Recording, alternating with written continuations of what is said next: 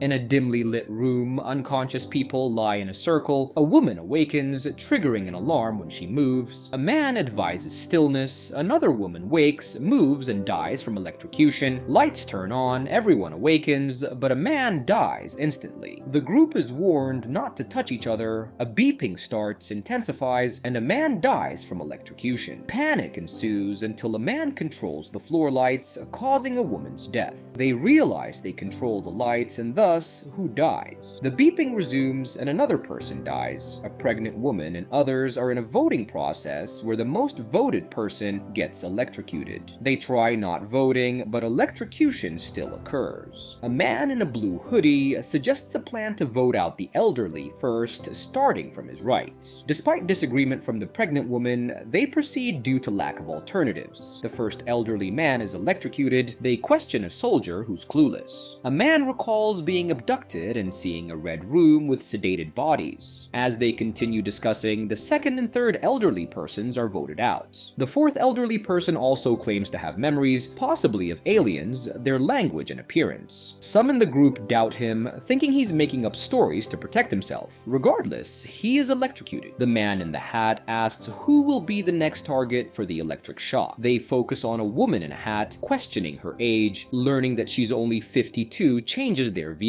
She reveals she fought cancer and won. The man in the blue hoodie thinks she should be the next target because she's more likely to die. A doctor disagrees. The man in the blue hoodie argues that she's over 50, so she should be next, but some disagree, wondering how low the age limit will become. Despite his efforts to persuade them, they eliminate him. The woman who had cancer suggests they should try to understand why they were chosen for the circle. She proposes they should try to learn more about each other. Beth shares information about herself, but she gets electrocuted. After that, most are reluctant to share their names and are apprehensive about sharing more. Craig reveals the woman next to him is his wife and pleads with the group not to kill her, but she still gets electrocuted. They ask a man who speaks Spanish to talk, but he doesn't understand English. The woman behind him offers to translate. They discuss his family, and he reveals he has 3 daughters in Mexico. The man in the red tie initiates a conversation about illegal immigrants, but the man in the flannel shirt wonders if one would need a green card to be abducted by aliens. They ask him if he was in the US legally, and he admits he wasn't. The beeping resumes, but it electrocutes a young girl in the front row, surprising some. The police officer recognizes a man, Raul, because he assaulted his girlfriend. The woman who had cancer asks for confirmation. The conversation becomes more about profiling and prejudice than about what Raul might have done. When they start questioning if he assaulted his girlfriend, he says she deserved it.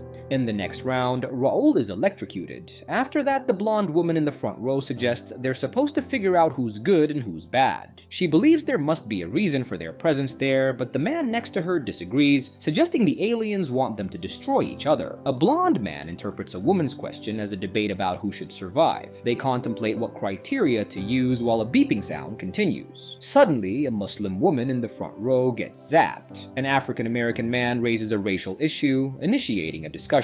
At first, the white people argue that fairness doesn't exist in their situation, and other African Americans advise him to stop the conversation to avoid becoming a target. A man wearing a hat agrees with them. However, another man disagrees, insisting that all talks should be considered. A soldier and a translator suggest they should not fight amongst themselves, but try to understand their predicament. When they vote again, they try to vote for themselves, which fails. They then try voting for the person next to them. Despite their efforts, someone is zapped due to a voting error. During the next round, a pregnant woman assists a child next to her. Suddenly, the pregnant woman and a man are selected, prompting another vote. The man is zapped. A man from the back admits he voted for the man because he saw him vote for the pregnant woman. He theorizes that the game will ultimately come down to the pregnant woman or the child. A blonde man in the second row suggests that eliminating them would increase everyone else's chances of survival. A man in a flannel shirt believes one of them should be the one to leave, but a man in a red tie disagrees. A woman with cancer points out that the pregnant woman counts as 2 people. The voting results in a tie between an older woman and the child, and they decide to vote out the woman. A man from the back and the soldier believe they should protect the pregnant woman and the child, but a man with glasses wants to know more about them first. He questions the child when the voting results in another tie between the pregnant woman and the child. child. A man standing behind them suggests they should eliminate both, but he is zapped instead.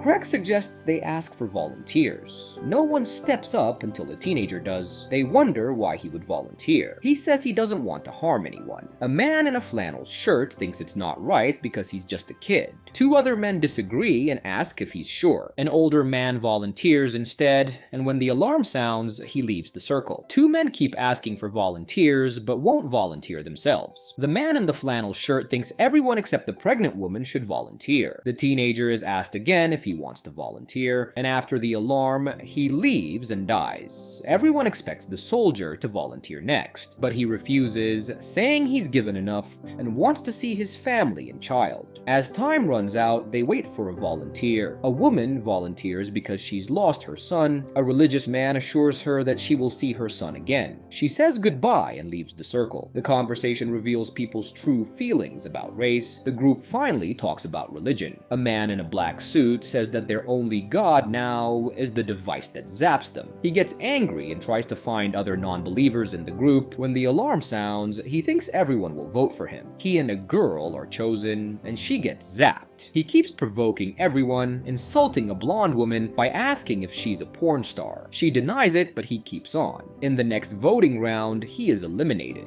While the blonde woman is crying, a man wearing glasses suggests they consider whether any of them have children. Craig mentions that he and his wife have a daughter. The man with glasses thinks those without children should sacrifice themselves. A man in a red tie asks a woman if she has any children or a husband, but she deflects the question back to him. While he's answering, another girl gets zapped. The woman then shares about her life, revealing that she's gay. The man in the red tie shows clear homophobia, offending others, and is eliminated in the next voting round. A blonde man asks what happens when only two are left. Would it be a tie? A man in the back suggests that one of the two wouldn't vote, effectively sacrificing themselves. A man in a flannel shirt says he would sacrifice himself, and a woman with cancer suggests they should choose someone they trust to make the right decision. A translator argues that no one can be trusted. The blonde man suggests they all should decide. The blonde woman asks what happens if it comes down to the two of them. A doctor suggests they could decide for themselves. During the voting, she and a man who knows her are tied. They are eliminated together. A blonde man suggests they decide who should be eliminated, but a soldier accuses him of trying to get rid of the pregnant girl and her child. Craig asks who they would choose between the two. The man with glasses asks the pregnant girl about her job. Some think it's not fair, but he insists it's important to know who contributes more to society. The translator argues that her pregnancy is what matters. The man with glasses upsets the pregnant girl, and during a vote, a man wearing a hat is eliminated. The man in the flannel shirt asks the man with glasses about his job, and he says he's a banker and contributes to society. The man with glasses upsets everyone, but the translator is eliminated. Most think a Hispanic man should be next, but a man suggests that one group eliminate the translator because she wouldn't vote against the child or the pregnant girl. With the issue of sides raised, they start counting each other to see who stands where. The vote begins, and the child and the Hispanic man tie. Seeing this, he sacrifices himself for the girl. The man with glasses upsets the soldier and sides with those who want to eliminate the two girls. He and the blonde man get a couple with an African American man on their side. The voting starts. The child ties again, this time with the man with glasses. The African American man and the blonde man suggest they should both die, but only the man with glasses dies because the wife changes her vote. They find out it was her, but she says that she didn't change it, she just didn't vote.